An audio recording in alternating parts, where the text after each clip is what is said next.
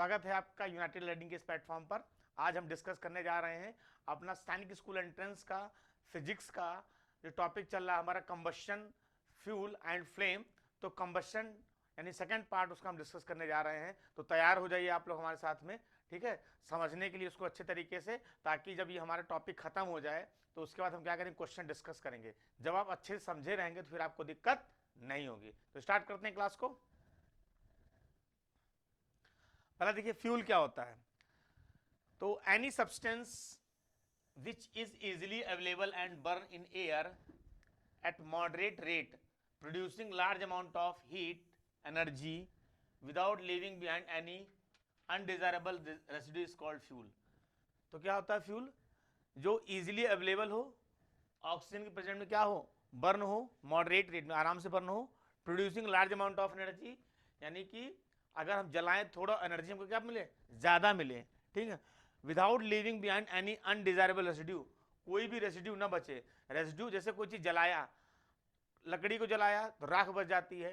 काऊ डंग गोबर के जलाते हैं तो भी क्या होता है, गोबर कहते हैं काऊ डंग, तो उसको हम जलाते हैं तो भी क्या होता है, राख बच जाती है, उसे कहते हैं रेसिड्यू। जो जलने के बाद जो बचता है उसे कहते हैं रेसिड्यू।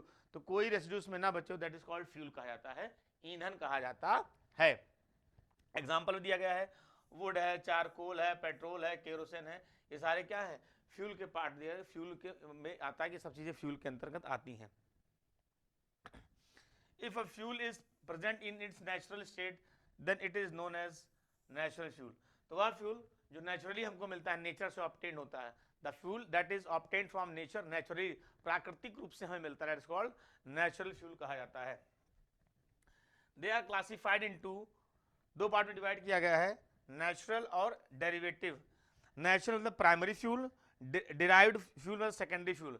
प्राइमरी फ्यूल यानी जो हमको डायरेक्ट नेचर से प्राप्त होता है वो प्राइमरी फ्यूल हो गया, और सेकेंडरी यानी कि जो उसको उसमें से प्राइमरी से डिराइव करते हैं, प्राइमरी से निकालते हैं, उसे हम कहते हैं सेकेंडरी फ्यूल कहते हैं। फ्यूल का एक चार्ट दिखाने बताने की कोशिश करिए कि फ्यूल को कौन सा हमारा प्राइमरी है, कौन सा आपका सेकेंडरी है। तो इसको समझने को, प्राइमरी फ्यूल डायरेक्ट मुझे नेचर से प्राप्त हुआ, वो हमारा हो जाएगा प्राइमरी या नेचुरल फ्यूल हो जाएगा। एग्जांपल में जैसे सॉलिड हो गया, लिक्विड हो गया, गैस में। तो प्राइमरी फ्यूल तीन पार्ट में डिवाइड किया गया, सॉलिड, लिक्विड और गैस में। सॉलिड में दिया गया है वुड है, लिक्विड में दिया क्रूड ऑयल, क्रूड ऑयल में आपका जो भी है आपका क्या कहते हैं कच्चा तेल जिसमें आता है, तो क्रूड ऑयल में सारा पेट्रोलियम आता है, पेट्रोलियम है, डीजल है, ये सब चीजें आती हैं, तो लिक्विड हो जाएगा। गैस में नेचुरल गैस होती है। ये तीनों जो है आपके प्राइमरी फ्यूल के अंतर्गत आते हैं। अभी क्रूड ऑयल को हमें पेट्रोलियम नहीं कह सकते, क्रूड ऑयल बाद में जिसको हम डिराइव कर लेते हैं तो वहां पे हम पेट्रोलियम आ जाएगा। तो सॉलिड में वुड, लिक्विड में क्रूड ऑयल, गैस में नेचुरल गैस। सेकेंडरी जो प्राइमरी से डिराइव होता है उसे कहते हैं सेकेंडरी कहा जाता है। यानी कि यही जो वुड है, इसको हम जो है वुड जब बहुत समय तक जमीन के अंदर दबा रहता है in the absence of air, तो वह हमारा बन जाता है कोक। तो सॉलिड में हो जाएगा क्या आपका, कोक हो जाएगा। लिक्विड में आ जाएगा, यहाँ से दिएगा केरोसिन हो गया, पेट्रोलियम हो गया, डीजल हो गया। तो आपका ये लिक्विड जो आपका क्रूड ऑयल से बना है, क्या डिराइव किया गया, उसको प्योरीफाई किया गया है और उसको जो है साफ किया गया और लिक्विड फॉर्म में आपका ये आ जाएगा। फिर गैस में आ गया कोला गैस जो होती है, ठीक है, ठीक है, कोक गैस कहेंगे इसको, कोक गैस। तो ये जो होती है ये हमारा आ जाएगा सेकेंडरी या डिराइव्ड फ्यूल। प्राइमरी फ्यूल से जो है आपके सेकेंडरी फ्यूल क्या होते हैं, डिराइव किए जाते हैं। आगे देखिए, कैरेक्टरिस्टिक्स ऑफ गुड फ्यूल, अच्छे फ्यूल क्या होते हैं। अब क्वेश्चन कैसे बनता है, अच्छे फ्यूल क्या होते हैं, जो इतने प्रॉपर्टी दी गई है तो पूछा जाएगा उसमें तो दोनों स्टेटमेंट सही है, तीनों सही है, सब सही है। तो उसके लिए आपको स्टेटमेंट पता होना चाहिए कि दोनों स्टेटमेंट सही हैं, तीनों सही हैं, कि सारे सही हैं, ऑल द ऑफ दीज हैं। उसके लिए स्टेटमेंट आपको जब पढ़े रहेंगे तभी आपको पता रहेगा, क्योंकि कैरेक्टरिस्टिक्स ऑफ फ्यूल कोई आपको मल्टीपल चॉइस में मिलेगा, ये नहीं कि आपको वहाँ पे आंसर लिखना है। तो उसके लिए आपको खाली पॉइंट पता रहेंगे तो आप पता हाँ ये स्टेटमेंट सही है, ये नहीं सही है। असर्शन वाले क्वेश्चन भी इससे बन सकते हैं। तो ध्यान दीजिएगा क्या है, it should be cheap and readily available, सस्ता होना चाहिए और आसानी से उपलब्ध होना चाहिए। पहला पॉइंट हो जाएगा, सस्ता और आसानी से अवेलेबल हो। दूसरा, it should be easy to store, इसको हम आसानी से क्या कर सकें, स्टोर कर सकें, इकट्ठा कर सकें, रख सकें। तो दूसरा पॉइंट हो जाएगा। तीसरा, it should burn at slow rate and its rate of combustion should be controllable, यानी स्लो रेट में बर्न करना चाहिए, बहुत लगाते बहुत तेजी से बर्न ना हो, ठीक है, तेजी से बर्न नहीं होना चाहिए, आराम से स्लो रेट में बर्न होना चाहिए। और कंबशन शुड बी कंट्रोल, मतलब कंबशन, इसका कंबशन हमारे कंट्रोल में होना चाहिए। जैसे क्या होता है, जब हम खाना बनाने एलपीजी घर में जलाते हैं तो हमने लाइटर लगाया, ऑन किया तो बहुत स्मूथली बर्न होता है आराम से, सबसे पहली चीज। और दूसरा क्या होता है उसमें कि उसके हम कंट्रोल है, उसको हम कंट्रोल कर सकते हैं, उसकी स्पीड बटन जो होती है उसमें, उससे हम घटा बढ़ा सकते हैं, तो बहुत अच्छा चलता है। तो एलपीजी जो हम घर में यूज करते हैं खाना बनाने के लिए, उसका बहुत अच्छा एग्जांपल यहाँ पे हम देख सकते हैं। It should have low ignition temperature, ignition temperature low होना चाहिए। इग्निशन टेम्परेचर क्या है, बहुत इंपॉर्टेंट पॉइंट है। इग्निशन टेम्परेचर लो होना चाहिए, मानी इग्निशन टेम्परेचर होता क्या है मैं बता चुका हूं, the minimum temperature at which any substance catch fire easily, that is called ignition temperature. तो इग्निशन टेम्परेचर जो होता है वो मिनिमम होना चाहिए, उसको अच्छा फ्यूल मानते हैं, सॉरी अच्छा ईंधन माना जाता है। जिसका इग्निशन टेम्परेचर लो होता है उसको हम गुड फ्यूल के अंतर्गत आता है। अगला, it should produce very small amount of residue such as ash, तो जलने के बाद बहुत लेस अमाउंट रेसिड्यू प्रोड्यूस करना चाहिए, या नहीं भी प्रोड्यूस कर सकता है, ये भी हो सकता है। तो रेसिड्यू मतलब होता है, जैसे मान लीजिए कोई चीज जला तो उसके बाद जो बनता है ऐश जो बनेगी, ऐश, या फिर उसे बोलते हैं राख, जलने के बाद जो बचा हम राख कह सकते हैं, ऐश बोलते हैं, ASH। तो ये जो जलने के बाद जो बचता है तो ये बचना नहीं चाहिए, तो उसको अगर नहीं बचता है तो उसको हम अच्छा फ्यूल मानते हैं, या कम बचता है तो उसको अच्छा फ्यूल मानते हैं। It should have large calorific value, इसकी कैलोरीफिक वैल्यू हाई होना चाहिए। तो ये वर्ड बहुत इंपॉर्टेंट है, ये इग्निशन टेम्परेचर और ये कैलोरीफिक वैल्यू, ये बहुत इंपॉर्टेंट शब्द हैं, इनको बहुत बहुत काम आता है, और आगे चल के बहुत चीज़ हम पढ़ते हैं, इसका बहुत सारी चीज़ें हमको मिलती हैं और हमको ध्यान देना होता है। तो कैलोरीफिक वैल्यू क्या होता है, इससे मतलब हर कंपटीशन में सबसे क्वेश्चन आता है, कैलोरीफिक वैल्यू क्या होता है। तो कैलोरीफिक वैल्यू यानी हम 1 ग्राम सब्सटेंस को जलाएं, 1 ग्राम किसी भी, हम आप पेट्रोल का लीजिए, केरोसिन का ले लीजिए, कोक का ले लीजिए, चारकोल का ले, किसी का 1 ग्राम जलाइए और उसमें मैक्सिमम एनर्जी जो प्रोड्यूस होती है जिसमें ज़्यादा किलो जूल में, वो कहलाता है हमारा, उसकी कैलोरीफिक वैल्यू होती है। यानी 1 ग्राम सबका जला रहे हैं जिसमें एनर्जी ज़्यादा प्रोड्यूस हो, वही उसकी क्या हो जाएगी, कैलोरीफिक वैल्यू हो जाएगी। या 1-1 किलो जलाओ, 1-1 किलो जलाओ जिसमें ज़्यादा एनर्जी प्रोड्यूस हो जाए तो आपकी वो कैलोरीफिक वैल्यू हो जाएगी। तो कैलोरीफिक वैल्यू यानी बताता है कि हम कब सब में बराबर की मात्रा ली, लेकिन एनर्जी किस में ज़्यादा प्रोड्यूस हुई, वही उसकी क्या हो जाती है, कैलोरीफिक वैल्यू। तो इग्निशन टेम्परेचर लो होना चाहिए किसी भी सब्सटेंस का, अच्छे फ्यूल का, और कैलोरीफिक वैल्यू क्या होनी चाहिए, हाई होनी चाहिए। तो इग्निशन टेम्परेचर क्या चाहिए हमको, लो चाहिए, याद रखिएगा। और कैलोरीफिक वैल्यू क्या चाहिए हमको, हाई चाहिए। अगर ऐसा है तो हम उसको गुड फ्यूल के अंतर्गत रखते हैं, उसको हम गुड फ्यूल के अंतर्गत रखते हैं। तो ये पॉइंट्स हैं, इनको याद रखिएगा। स्टेटमेंट में आता है तो या फिर आपको दोनों सही हैं, तीनों सही हैं, तो उसमें आप आसानी से क्वेश्चन कर पाएंगे। आगे देखते हैं क्लासिफिकेशन ऑफ फ्यूल। तो क्लासिफिकेशन ऑफ फ्यूल को, इसको फ्यूल को हम 3 पार्ट में डिवाइड किए हैं, ठीक है। That is solid, liquid and gas. Solid fuel, liquid fuel and gas fuel. Solid fuel क्या होता है, the fuel which occur in solid state at room temperature are called solid fuel, example wood, charcoal etc. तो वह fuel which occur in a solid state at room temperature are called solid fuel, example wood हो गया, charcoal हो गया, etcetera है। तो जो हमको सीधी सी बात है, जो हमको सॉलिड फॉर्म में अवेलेबल ऐसे ईंधन जो हमको सॉलिड फॉर्म में अवेलेबल हैं वो हमारे कहलाते हैं सॉलिड फ्यूल। एग्जांपल आता है वुड, चारकोल एक्सेट्रा। तो उसमें आपको ऑप्शन आएगा इसमें से कौन सा सॉलिड फ्यूल है, कौन सा लिक्विड फ्यूल है, कौन सा गैस फ्यूल है। तो उसके लिए आपको जब ऑप्शन सारे पता रहेंगे, एग्जाम्पल ज़्यादा से ज़्यादा, सो आप उसमें हम 2 लिखे हैं और आपको मिलते और ऐड करिए, एग्जाम्पल ज़्यादा से ज़्यादा आपको बताना है, ध्यान रखिए इस बात को, ठीक है। फिर आता है liquid fuel which occur in liquid state at room temperature called liquid fuel, example petrol, oil, kerosene. यानी ऐसे ईंधन जो लिक्विड फॉर्म में पाए जाते हैं वो आप कह जाएंगे लिक्विड फ्यूल। अब मैंने 3 एग्जांपल दिए हैं, और एग्जांपल हो सकते हैं, तो आप उसको ऐड करेंगे, उसको ऐड करना है आपको। इसमें नोट्स ये नहीं कि हमने बस बता दिया यही नोट्स हैं, आप इसमें जो भी कुछ एक्स्ट्रा एग्जांपल के रूप में मिलती है उनको ऐड करिए, क्योंकि एग्जांपल के हम कहते हैं लिमिट नहीं होती है कि बस 2 एग्जाम्पल, 3 एग्जाम्पल मैक्सिमम हो सकते हैं क्वेश्चन को ट्रिकी बनाने के लिए। गैसियस फ्यूल, अब होता है कभी कभी ऐसे फ्यूल के ईंधन या हो जब ऐसा मिल जाए आपको जो आपने पढ़ा ना हो, तो आपको एग्जाम्पल ज़्यादा से ज़्यादा उसको कनेक्ट करना होता है। Gaseous fuel, the fuel occurring in gaseous state at room temperature are called gaseous fuel, example coal gas, CNG, LPG, coal gas, CNG, LPG, ये सारे एग्जांपल हैं गैसियस फ्यूल के। तो फ्यूल को हम जो है फिजिकल स्टेट, अगर हम कहें फिजिकल स्टेट के अकॉर्डिंग इसको 3 पार्ट में डिवाइड किया गया है, सॉलिड फ्यूल, लिक्विड फ्यूल और गैस। फिजिकल मतलब अपीयरेंस के आधार पर, कैसा दिखता है उसके आधार पर 3 पार्ट में डिवाइड किया गया है, सॉलिड, लिक्विड और गैस। तो याद रखिएगा इसको, एग्जाम्पल ज्यादा इसको मकअप करना और याद रखना। Next, fuel efficiency, efficiency of fuel.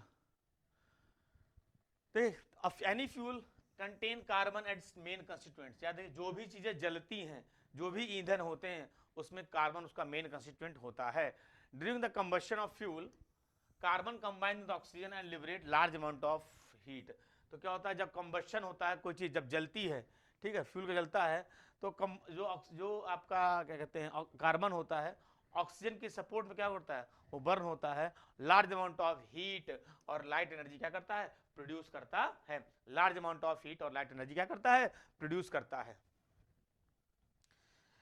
Specific energy क्या होता है, तो specific energy that is amount of energy produce a unit mass of fuel.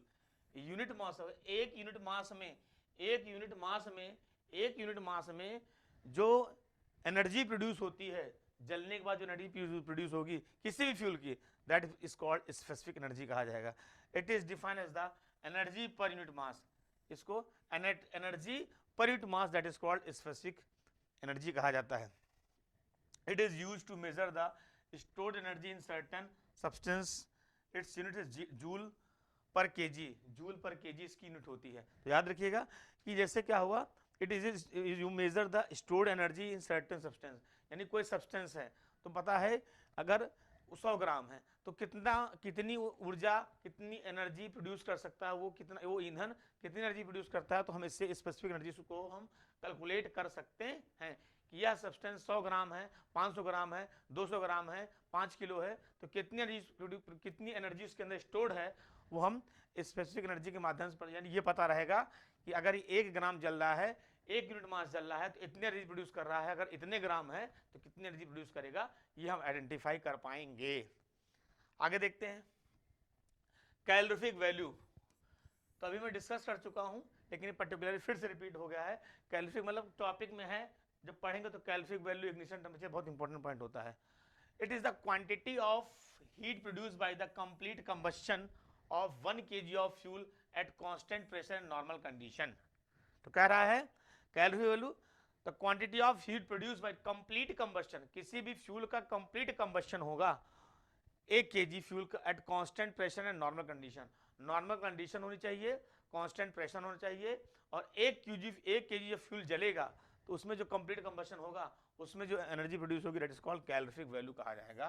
Calorie value amount of heat liberated, कितनी हीट लिबरेट किया, यानी टोटल मास और volume of the fuel, यानी जब कोई भी हमने फ्यूल जलाया उसमें कितनी एनर्जी प्रोड्यूस हुई, that is called its calorific value. तो हम एक बेसिक लेते हैं, 1 kg, 1 kg फ्यूल जलाया, 1 kg फ्यूल जलाया और उसमें कितनी हीट लिबरेट हुई, that is called its calorific value कहा जाता है, और ये बहुत इंपॉर्टेंट होता है। ठीक है ना, कुछ कैलोरीफिक वैल्यूज दी गई हैं।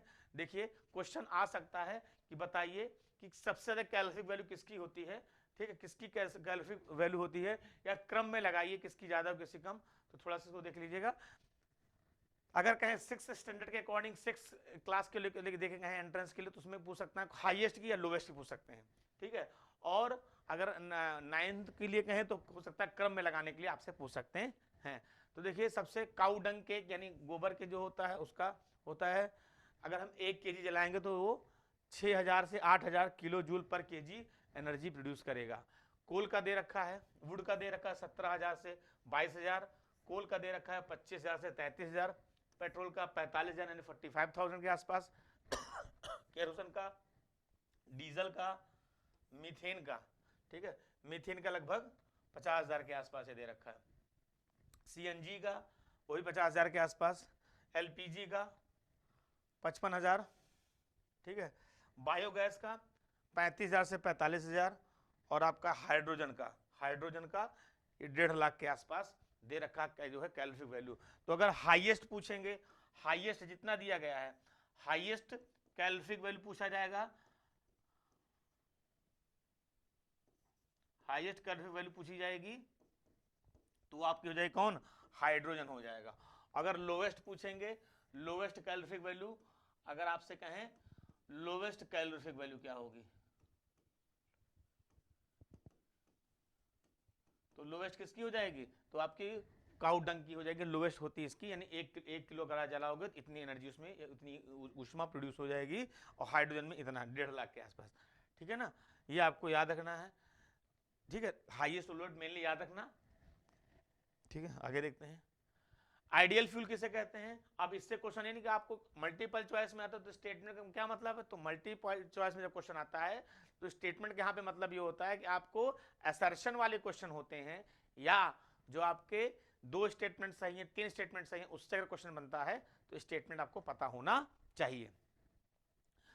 हैज हाई कैलोरीफिक वैल्यू, मैंने बता दिया ये 2 प्रॉपर्टी याद रखिएगा। किसी भी आइडियल फ्यूल की कैलोरीफिक वैल्यू हाई होनी चाहिए, इग्निशन टेम्परेचर लो होना चाहिए।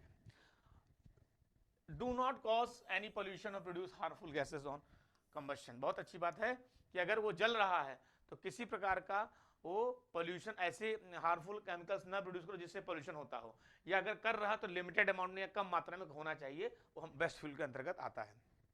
इजिली अवेलेबल, लो कॉस्ट, सस्ता मिलना चाहिए। हैंडल स्टोर एंड ट्रांसपोर्ट, आसानी से हम उसको एक जगह से दूसरी जगह ले जा सकें और स्टोर भी कर सकें। Has the moderate ignition temperature, इसका इग्निशन टेम्परेचर जो होना चाहिए वो मॉडरेट होना चाहिए, ना ज़्यादा ना कम, यानी जनरली लो की कोशिश करते हैं कि लो ज़्यादा अच्छा होना चाहता है। Has moderate rate of combustion, और मॉडरेट रेट ऑफ कंबशन, बहुत जलाया तुरंत बर्न होकर खत्म हो गया तो वो भी अच्छा माना नहीं जाता है, यानी मॉडरेट, ना ज़्यादा तेज जले ना ज़्यादा धीमा, मॉडरेट जलना चाहिए। ठीक है, तो ये आइडियल फ्यूल के कैरेक्टरिस्टिक्स हैं। Harmful effect of burning fuels, तो सीधी बात है, अगर हम जब हम ये जलेंगे ईंधन या फ्यूल जलेंगे तो बिल्कुल से है ये कहीं ना कहीं हमको नुकसान पहुंचाएंगे। तो क्या होता है देखिए जरा इसमें, the increasing in fuel consumption has harmful effect on the environment, हमारे जो प्रकृति, हमारे नेचर पर, हमारे पर्यावरण पर इन फ्यूल का जलने से, ईंधन का जलने से बहुत ज़्यादा नुकसान होता है, और होता है क्योंकि ये कार्बन प्रोड्यूस करते हैं, कार्बन हमारे एटमॉस्फेयर में आएगा, नेचर में जो हमारे गैसेस में से मिक्स होगा तो हमारे लिए हानिकारक होगा, क्योंकि कार्बन के साथ बनेगा कार्बन मोनोऑक्साइड, कार्बन डाइऑक्साइड, और कार्बन मोनोऑक्साइड और कार्बन डाइऑक्साइड, ये दोनों गैसेस हमारे लिए क्या हैं, जो है हार्मफुल हैं, या नेचर के लिए क्या हैं, हार्मफुल हैं। CO2 बने तो, और CO2 बने तो, और कार्बन मोनोऑक्साइड बने तो, दोनों गैसेस हमारे लिए हानिकारक हैं। Carbon fuel like wood, coal, petroleum release unburn carbon particles, जब वुड या कोल या पेट्रोलियम या जलता है, अनबर्न कार्बन यानी कि कंप्लीट कंबशन नहीं होगा, these fine particle are dangerous pollutants causing respiratory disease such as asthma. तो यही कार्बन जब होता है, जब कंप्लीट कंबशन नहीं होगा, कार्बन कंप्लीट बर्न नहीं होगा, तो इसके जो पार्टिकल्स होते हैं ये जो है एटमॉस्फेयर में यानी नेचर मिलेंगे, एनवायरनमेंट में जाएंगे, और एनवायरनमेंट से जो होगा हमारे जो है लंग्स में जाएंगे, फेफड़े में, तो अस्थमा जैसी बीमारियां होने के चांसेस बढ़ जाते हैं। इनकम्प्लीट कंबशन, इनकम्प्लीट कंबशन यानी पूरा कंबशन नहीं होगा तो कौन सी गैस बनेगी, कार्बन मोनोऑक्साइड बनेगी। याद रखिएगा, इनकम्प्लीट कंबशन होगा तो कार्बन मोनोऑक्साइड गैस बनेगी, जब पूरी तरीके से न जले तो कार्बन मोनोऑक्साइड बनेगी, और अगर पूरी तरीके से जल जाती है, कंप्लीट कंबशन होगा तो कार्बन डाइऑक्साइड बनेगी। याद रखिएगा, अगर इनकम्प्लीट कंबशन है तो कार्बन मोनोऑक्साइड, अगर कंप्लीट कंबशन हो रहा है तो कार्बन डाइऑक्साइड गैस बनती है। इट इज वेरी पॉइजनस, बहुत जहरीली होती है, तो कार्बन मोनोऑक्साइड बहुत ज़्यादा जहरीली होती है। It is dangerous to burn coal in close room, अगर क्या करते हैं बंद कमरे में इसको आप जला देते हैं तो बहुत ज़्यादा हानिकारक होती है। कई बार आपने सुना है कि वो जला करके कमरे में कोई चीज़, कोयला जला करके कुछ करके बंद कमरे में सो गए, तो पता चला कि सुबह उनकी कहानी ख़त्म हो गई, तो क्योंकि वो जो है टॉक्सिक गैस, जहरीली गैस बॉडी के अंदर गई, और जो है उससे व्यक्ति की डेथ हो जाती है। The carbon monoxide gas produce can kill person sleeping in that room, तो अगर वो कमरा चारों तरफ से बंद है और उसने कुछ इस तरह से जला करके सो गया है, ठीक है, तो उस व्यक्ति की उस जहरीली गैस से मृत्यु भी हो सकती है। तो अगर वेंटिलेशन रहता है, कहीं खिड़की खुली है, दरवाजा खुला हुआ है, वेंटिलेशन की व्यवस्था है, तो ऐसा नहीं होता। फिर कोशिश ये करनी चाहिए कि अगर अलाव या कुछ कोयले का जला रहे हो तो जब तक जग रहे हैं तब तक उसका इस्तेमाल करिए, जब सो रहे हैं उसको बंद कर दीजिए। ठीक है ना, देखते हैं आगे। ग्लोबल वार्मिंग बहुत इंपॉर्टेंट है, ग्लोबल वार्मिंग, ठीक है, बहुत इंपॉर्टेंट है। देखिए 100 लोग पढ़ रहे हो, 100 लोग पढ़ रहे हो, 200 लोग पढ़ रहे हो, जितने भी पढ़ रहे हो, सबसे पहले जान लीजिएगा कि जो भी तैयारी कर रहे हैं, जो भी डेस्टिनेशन के लिए हैं, देखो हम तो जो टीचर पढ़ाता है वो चाहता है कि जो बच्चे उसको अपने पढ़ा रहा है सबका सिलेक्शन हो जाए, ठीक है। लेकिन सीधी सी बात है, अगर 100 बच्चा पढ़ा 100 को सिलेक्शन नहीं होता है। लेकिन जो टॉपिक हम पढ़ रहे हैं, नॉलेज कभी मरता नहीं है, नॉलेज कभी खत्म नहीं होती है। तो आप अगर जो सीख रहे हैं, आप ये ग्लोबल वार्मिंग जब तक जिंदा रहेंगे आप, तब तक इसको आप सुनेंगे बार बार इसके बारे में। और बहुत इंपॉर्टेंट है, आज के समय का बहुत इंपॉर्टेंट मुद्दा है global warming.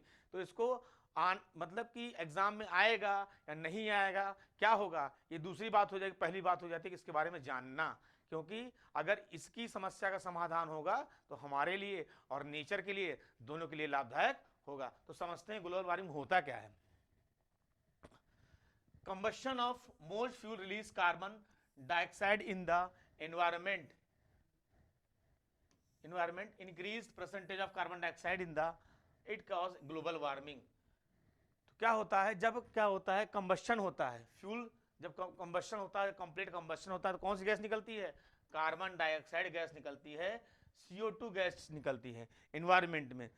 Increase the percentage of carbon dioxide की परसेंटेज की, increase the percentage of carbon dioxide in the atmosphere, that cause global warming. अब कैसे ग्लोबल वार्मिंग करता है, तो अगर सबसे पहले याद रखिएगा ग्लोबल वार्मिंग के लिए कौन सी गैस रिस्पॉन्सिबल है, तो आंसर हो जाएगा CO2। ग्लोबल वार्मिंग के लिए कौन सी गैस इंपॉर्टेंट है, तो आंसर हो जाएगा CO2, कार्बन डाइऑक्साइड इंपॉर्टेंट है, जो रिस्पॉन्सिबल है, मेन कंस्टिट्यूएंट है, मेन कौन है, तो CO2 गैस, दिमाग में रख लीजिएगा CO2 नंबर। फिर ठीक है, क्या करता है ये, global warming is the rise in temperature of the earth, this result in melting of polar glacier which led to the rise in sea level and floods in the sea coastal areas. तो यहाँ ये बताना चाह रहा है कि सबसे पहले ग्लोबल वार्मिंग कि जो होता है, जब कोई चीज बर्न होती है, कंप्लीट कंबशन हुआ, अधिकतर जो जब बर्न होता है तो कंप्लीट कंबशन जब होता है तो उसमें कार्बन डाइऑक्साइड गैस क्या होती है, रिलीज होती है। जो कार्बन डाइऑक्साइड गैस रिलीज होती है वो ग्लोबल वार्मिंग के लिए जो है उस मेन कारण उसका वही होता है। तो क्या करता है, अभी मैंने बताया कि इसमें कह रहा है कि ग्लोबल वार्मिंग क्या करता है, टेम्परेचर बढ़ा देता है। कैसे, जैसे क्या होता है, सन की रेज अर्थ पर आती हैं, सन की किरणें जो है पृथ्वी पर आती हैं, और क्या होता है, सरफेस आई, सरफेस से टकराई, रिफ्लेक्ट होकर वापस शाम को चली जाती हैं, ठीक है, ये है, और ऊपर निकल गई तो अपना कोई देखे मौसम हमारा सही हो जाता है। अब होगा क्या, जब हम CO2 की मात्रा एटमॉस्फेयर बढ़ जाएगी, देखिए यहाँ पे हम इस चित्र में दिखाने की कोशिश की गई है, तो ये आई और टकरा के वापस जाती हैं, ये टकरा के वापस जाती हैं, इस तरह का क्वेश्चन बनता है। लेकिन ऐसा होगा जब ये लेयर बना देगी, ठीक है, ये आपकी CO2 की लेयर बन जाएगी, ये CO2 की लेयर बन जाएगी, तो जो गैसेस आई हैं रिफ्लेक्ट होकर वापस नहीं जा पाएंगी, रिफ्लेक्ट होकर वापस नहीं जा पाएंगी। ये कार्बन की जो लेयर बन गई एटमॉस्फेयर पे, CO2 की जो लेयर बन जाती है, ये CO2 की लेयर बन जाएगी, जो क्या करेगी, इस जो हीट आई है, ये यानी रेडिएशन थ्रू जो हीट आई है, इसको वापस जाने नहीं देगी, जिससे क्या होगा, अर्थ का टेम्परेचर क्या करेगा, इंक्रीज करेगा, अर्थ का तापमान बढ़ेगा। जब अर्थ का तापमान बढ़ेगा तो क्या होगा, तो जो हमारा ग्लेशियर है, जहां पे पोलर एरियाज हैं, जहां पे बर्फ जमी रहती है पूरे समय तक, वो बर्फ क्या करेगी, मेल्ट करने लगेगी। तो जब वो बर्फ मेल्ट करेगी, तो जब वो क्या करेगी, मेल्ट करेगी, तो क्या होगा, वहां का जो पानी है, पानी बह करके किस में जाएगा, नदियों के माध्यम से, झील के माध्यम से, लेक के माध्यम से समुद्र में पानी आएगा। जब समुद्र में पानी आएगा तो समुद्र का वाटर लेवल क्या करेगा, इंक्रीज करेगा। समुद्र का पानी आएगा तो समुद्र का वाटर लेवल क्या करेगा, इंक्रीज करेगा, यानी पानी बढ़ेगा समुद्र में। जब समुद्र में पानी बढ़ेगा तो जितने भी कोस्टल एरियाज वाले देश हैं या कोस्टल एरियाज वाले जो शहर हैं, जो है समुद्र के किनारे बसे हुए हैं, उनके वो खतरे की घंटी उनके लिए आ जाएगी, वो शहर डूबने लगेंगे, ऐसी स्थिति हो जाएगी। तो जब ऐसी स्थिति हो जाएगी तो ऐसा समय भी आएगा कि वो शहर क्या हो जाएंगे, डूब करके खत्म हो जाएंगे, वहां फ्लड आ जाएगा। तो उसके लिए क्या करना पड़ेगा, और ये तो नुकसान होगा ही होगा, प्लस जो भी पोलर एरियाज में जो जानवर रहते हैं, जो वहाँ की जो लाइफ है, मतलब जो भी चीज़ें वहाँ पर होती हैं, वो भी क्या हो जाएंगी, खत्म होने के कगार पे आ जाएंगी। पोलर बियर हो गया, पेंगुइन हो गया, ये जो इस तरह के कुछ जानवर होते हैं वो भी एक्सटिंक्ट कर जाएंगे, खत्म हो जाएंगे। ठीक है। तो ग्लोबल वार्मिंग क्या करता है, कौन गैस रिस्पॉन्सिबल है, ठीक है, कौन सी गैस रिस्पॉन्सिबल होती है, क्या होता क्या है। तो ये क्या करती है, एक लेयर बना लेती है एटमॉस्फेयर के ऊपर, जिससे जो हीट रेज रेडिएशन सन से आता है वापस नहीं जा पाता है। अर्थ का टेम्परेचर बढ़ेगा, अर्थ का टेम्परेचर बढ़ेगा तो जो है बर्फ पिघल जाएगी, जो पोलर एरियाज बर्फ पिघलेगी, समुद्र का पानी बढ़ेगा, जो कोस्टल एरियाज जो देश हैं, जो शहर हैं बसे हुए हैं, वो डूब जाएंगे फ्लड से। ठीक है, इसमें मानव जाति का भी नुकसान होगा और प्लस जो वहाँ की एक्वेटिक लाइफ है या पोलर एरियाज में जो जीवन है वो भी समाप्त हो जाएगा। देखते हैं नेक्स्ट, एसिड रेन, ये भी बहुत महत्वपूर्ण है। सेम जितना ही ग्लोबल वार्मिंग इंपॉर्टेंट है उतना ही एसिड रेन भी इंपॉर्टेंट है। तो इसको भी ध्यान समझने की कोशिश करिए और इसको अच्छे से पढ़ने की कोशिश करिए। देखिए आप हाई स्कूल में 9th में 8th में 10th में 11th में 12th में बाकी कंपटीशन में किसी भी कंपटीशन में उठा के आप देख लीजिए, कोई भी कंपटीशन में एसिड रेन ग्लोबल वार्मिंग से रिलेटेड क्वेश्चन 100% रहता है। आजकल आज दुनिया में हजारों समिट्स होती हैं, बहुत सारी मीटिंग्स होती हैं नेताओं की, बड़े बड़े नेताओं की, इसी के लिए कैसे एसिड रेन को कम करें, कैसे एनवायरनमेंट को पोल्यूट होने से बचाएं, कैसे ग्लोबल वार्मिंग बहुत सबसे बड़ा मुद्दा है। जैसे आतंकवाद का मुद्दा आपने उठाते हैं, ठीक है, ट्रेड का मुद्दा उठाते हैं, तो वैसे आपका ये ग्लोबल वार्मिंग जो है प्रकृति के लिहाज से बहुत बड़ा मुद्दा हो है आज के समय का। तो समझते हैं एसिड रेन के बारे में। तो एसिड रेन अम्लीय वर्षा तो कैसे होता है, इसमें एसिड के बारे में समझते जरा। अगर कहें कौन सी गैस सबसे ज्यादा रिस्पॉन्सिबल है एसिड रेन के लिए, कौन सी गैस है, तो भैया याद रखिएगा सबसे पहले हो जाएगा NO2,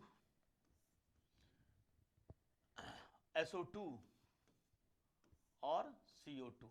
तीन गैसें मैंने ली, NO2 ली, SO2 ली और CO2 ली। अगर सबसे टॉप कहें तो सबसे टॉप, जैसे नाम लिखा पहले NO2 है तो है दूसरा और तीसरा। तो अगर कोई दो पूछे तो SO2 NO2 बता देंगे, और अगर तीन पूछ ले तो CO2 भी उसके अंतर्गत आ जाएगी। तो एसिड रेन में कौन सी गैस रिस्पॉन्सिबल है, तो भैया NO2 है, SO2 है और CO2 है, ये तीन गैस है। ठीक है, ये तीन गैस। अगर कहें नाइट्रोजन डाइऑक्साइड NO2 का जो है कहां से रिलीज होती है, तो जब फाइटर प्लेन उड़ते हैं वहां से NO2 गैस रिलीज होती है। ठीक है ना। SO2 गैस सल्फर जो ज्वालामुखी फटते हैं और भी जो मतलब कि ह्यूमन एक्टिविटी से भी सल्फर डाइऑक्साइड गैस रिलीज होती है। ठीक है, फिर CO2 इंडस्ट्रीज वगैरह से फैक्ट्री से होती रिलीज होती है। कार्बन डाइऑक्साइड होता है, ये भी आपको पता है। CO2 जो होता है जब कोई कंप्लीट कंबशन होता है, कोई फ्यूल जलता है तो वहां से CO2 गैस रिलीज होती है। तो सारे जो गैस रिलीज होती है कहाँ पे जाएंगे, एटमॉस्फेयर में मिली हुई है, एटमॉस्फेयर में घुली हुई है गैसेस। ठीक है, अब जब बारिश हुई, जब रेन हुई, जब बारिश होती है, रेन हुई, तो रेन में क्या मिलेगा भैया, वाटर मिलेगा। तो क्या हो जाएगा, NO2 का आप करा दीजिए, NO2 का किससे करा देंगे, वाटर से करा देंगे, तो आपको एक गैस बनेगी HNO3 बन जाएगी। HNO3 HNO2 या HNO3 बन जाएगी। ठीक है, अगर इस तरह से SO2 का करा देंगे, SO2 का वाटर से करा देंगे तो H2SO3 बन जाएगी या H2SO4 गैस बन जाएगा। इस तरह से CO2 का करा देंगे वाटर से, CO2 का वाटर से करा देंगे तो H2CO3 बन जाएगी। तो अब देखिए ध्यान से, नाइट्रोजन का डाइऑक्साइड का वाटर से कराया तो HNO3 HNO2 बन गई, सल्फर का कराया तो H2SO3 H2SO4 बन गई या H2CO3 बन गई। तो यहाँ पे आपकी नाइट्रिक एसिड बन गई, सल्फ्यूरिक एसिड बन गई और यहाँ पे आपका कार्बोनिक एसिड। नाइट्रिक एसिड ये आपकी बन गई नाइट्रिक एसिड, ठीक है, ये आपकी बन गई सल्फ्यूरिक एसिड, सल्फ्यूरिक एसिड, ठीक है, सल्फ्यूरिक एसिड बन जाएगी। ये कौन सी बन जाएगी, कार्बोनिक एसिड बन जाएगी। कौन सी बन जाएगी, कार्बोनिक एसिड बन जाएगी। अब यही एसिड जो बनी है, नाइट्रिक एसिड, सल्फ्यूरिक एसिड या कार्बोनिक एसिड, पानी के साथ ये गैसेस मिली, यही एसिड, यही तो इसी की वर्षा का कहलाता, क्या कहलाता, एसिड रेन कहलाता है। तो कौन है मेन गैस, SO2 NO2। पूछ सकता है इसमें से कौन सी गैस एसिड के लिए रिस्पॉन्सिबल नहीं है, SO2 NO2 CO2, ठीक है, और कोई दे दे नन ऑफ दीज या ऑल ऑफ दीज। तो भैया ऑल ऑफ दीज तो तीनों सही है, नन ऑफ दीज तो मतलब गलत ही हो जाएगा। तो ऑल ऑफ दीज इसके लिए आपका सही हो जाएगा। ठीक है, या नाइट्रोजन दे दिया जाए तो नाइट्रोजन साथ में दे देंगे तो इसका मतलब नाइट्रोजन नहीं बाकी सारी हैं। तो इस तरह से क्वेश्चन बन सकता है। अब तो ये अगर रिस्पॉन्सिबल होती हैं, क्या होता है ये बता दिया कि ये गैस एटमॉस्फेयर रहेगी, गैस एटमॉस्फेयर रहेगी, गैस रहेगी, वाटर बारिश में मिल के ये एसिड रेन कराएगी। अब होगा इससे क्या, अब इससे क्या होगा भैया, जब एसिड रेन होगा तो जब, अच्छा ये गैस क्या होती है, एक्सट्रीमली सफोकेटिंग एंड करोसिव होती है। सफोकेटिंग जिसे दम घुटने लगे, ठीक है, सांस लेने में दिक्कत हो सके, सफोकेटिंग। और करोसिव मतलब बहुत ज्यादा करोसिव है, अगर चमड़ी बिगड़ जाए तो चमड़ी खाल निकाल देगी, ये स्थिति हो, उसे कहते हैं करोसिव नहीं कहा जाता है। Now sulphur dioxide and nitrogen oxide dissolve in rain water to form acid rain, मैं बता चुका हूं एसिड रेन कहा जाता है। Very harmful crops, building and soil. अब ये जो हैं, अगर ये जितनी मैंने गैसेस बताई हैं, ये किसी मार्बल पे, जैसे ताजमहल बना हुआ मार्बल का बना हुआ, जितने भी मॉन्यूमेंट्स मार्बल के बने हुए हैं उन पर गिरेगी तो वो उसको डीकलराइज कर देगी, उसके कलर को खराब कर देगी। किसी वेजिटेशन पे गिरेगी, यानी कि फल पर, सब्जियों पर, पेड़ों पर, जानवरों पर, एक्वेटिक लाइफ में, यानी एक्वेटिक लाइफ क्या होती है, पानी की, यानी नदी में, तालाब में, इसमें जब ये बारिश गिरेगी तो एक्वेटिक लाइफ है उनको नुकसान पहुंचाएगी। मानव के इंसान को भी नुकसान पहुंचाएगी। भाई सब्जी कौन खा रहा है, वो जो एसिड रेन वाली सब्जी कौन खा रहा है, अरे भाई हरी सब्जी है, बहुत बढ़िया सब्जी है, लौकी है, तुरई है, बहुत खुश हो रहे हैं, खा रहे हैं खूब, लेकिन उस पर एसिड रेन का जब पानी गिरेगा, जो केमिकल गिरेगा, तो वो हम खाएंगे, वो हमारे जीन्स को क्या करेगा, एफेक्ट करेगा, और बहुत सारी बीमारियां होती हैं आज के समय में। अब आगे भविष्य में जो है वो कैंसर की बीमारी बढ़ने जाए, बहुत ज़्यादा उसको है कि हर दूसरा व्यक्ति, तीसरा व्यक्ति कैंसर से पीड़ित होगा। क्यों? क्योंकि आज से हम सारा केमिकल खा रहे हैं, केमिकल की सारी चीज़ें खा रहे हैं।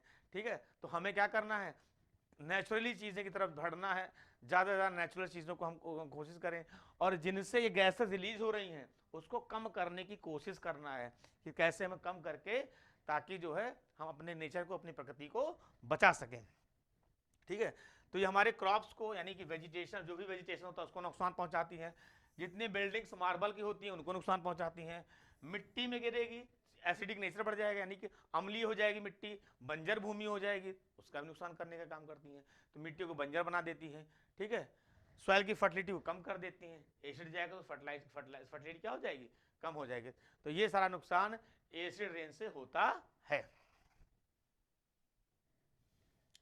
एयर पोल्यूशन, एयर पोल्यूशन क्या होता है, तो सीधी सी बात भैया, जब कार्बन जलेगा, कार्बन बर्न होगा, किसी भी ईंधन को जलाएंगे तो उसमें से बहुत सारी हार्मफुल गैसेस निकलेंगी। कौन कौन सी हैं, carbon monoxide, carbon dioxide, sulphur dioxide, NO2, ये सारी हार्मफुल गैसेज हैं, सारी हार्मफुल गैसेज हैं।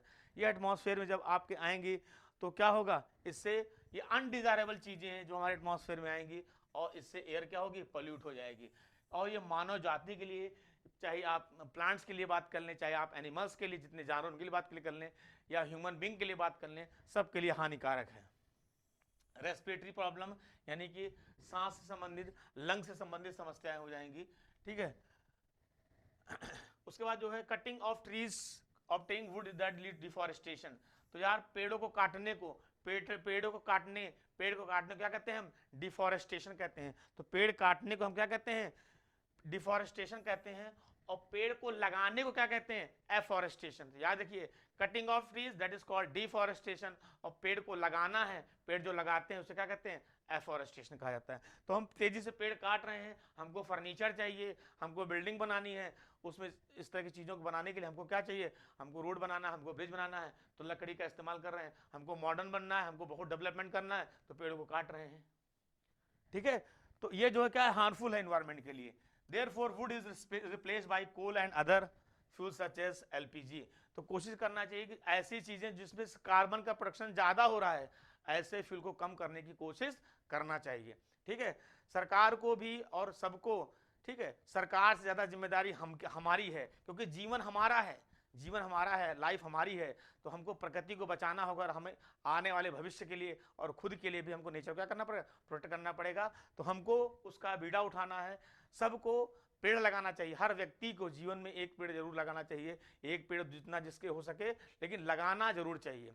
ठीक है, अगर कहीं पेड़ कट रहा है, कहीं पेड़ कटा गया है, आपके ही मान लीजिए आप कुछ बना रहे हैं, कुछ ऐसा कर रहे हैं यहाँ पेड़ काटना पड़ा, काट दीजिए, बिल्कुल कोई बात नहीं, लेकिन वहां पर उसकी जगह पे आपको कहीं पे नया पेड़ लगाना चाहिए।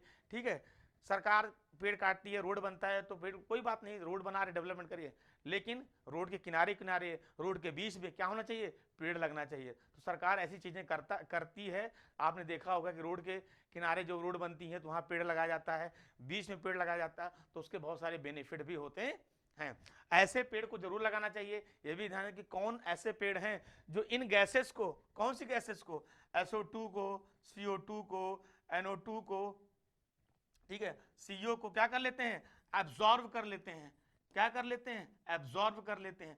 ऐसे बहुत सारे पेड़ हैं जो इन गैसेस को क्या कर लेते हैं, एब्जॉर्ब कर लेते हैं, हमारे पॉल्यूशन क्या कर देते हैं, कम कर देते हैं। तो पेड़ तो वैसे भी फायदेमंद है, प्लस इन गैसेस, हार्मफुल गैसेस को भी वो एब्जॉर्ब कर लेते हैं। साउंड की जो ध्वनि है उसको भी एब्जॉर्ब कर लेते हैं।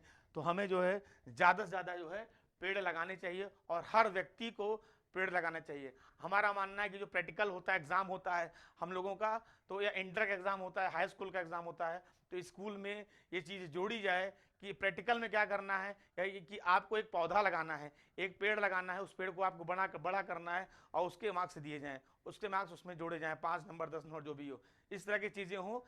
पौधे हर व्यक्ति लगाए, ठीक है ना। सरकार को प्रोत्साहन करने के लिए जो पौधा लगा रहा है, जो इस तरह की चीज़ें कर रहा है, उसको इनाम मिलना चाहिए, स्कूल की तरफ से मिलना चाहिए, जो NGOs चला रहे हैं उनकी तरफ से पुरस्कृत करना चाहिए, लोगों को प्रोत्साहित करना चाहिए। इस तरह की चीज़ें वहाँ पर करनी चाहिए ताकि हम अपनी प्रकृति को, हम अपने नेचर को क्या कर सकें, बचा सकें। देखते हैं नोट में क्या दिया गया है, देखिए, कार्बन पार्टिकल्स ऑफ स्मोक और ash get suspended in the air, excessive amount of then in the cause breathing problem. तो वही बता रहा है कि कार्बन जब जलता है तो ऐश होती है, उसमें बहुत सारे हार्मफुल पार्टिकल्स होते हैं। वही जब हमारे रेस्पिरेटरी के लिए, यानी कि लंग्स के लिए, फेफड़े के लिए बहुत हानिकारक होते हैं, ठीक है। आंखों में जलन होने लगेगी, स्किन को नुकसान पहुंचाएगी, ये सब समस्याएं आती हैं, ठीक है ना। तो ये इसमें बताया गया है। तो आज की वीडियो में इतना ही। जो हमारा टॉपिक था फ्यूल, इसमें ईंधन, ईंधन में क्या होता है, अच्छा ईंधन क्या होता है, खराब ईंधन क्या होता है, कैलोरी वैल्यू क्या होती है, इग्निशन टेम्परेचर क्या होता है, ग्लोबल वार्मिंग क्या होती है, एसिड रेन क्या होता है, उससे रिलेटेड जो भी क्वेश्चन बनेगा वो बहुत इंपॉर्टेंट है। तो आपके क्लास वाइज के लिए, आपके एंट्रेंस एग्जाम के लिए, आपके फ्यूचर के लिए ये जो टॉपिक आज हमने पढ़ा है बहुत इंपॉर्टेंट है। तो उसको अच्छे से रिवाइज करिए। मिलते हैं अपने नेक्स्ट वीडियो में, तब तक के लिए जय हिंद क्लास।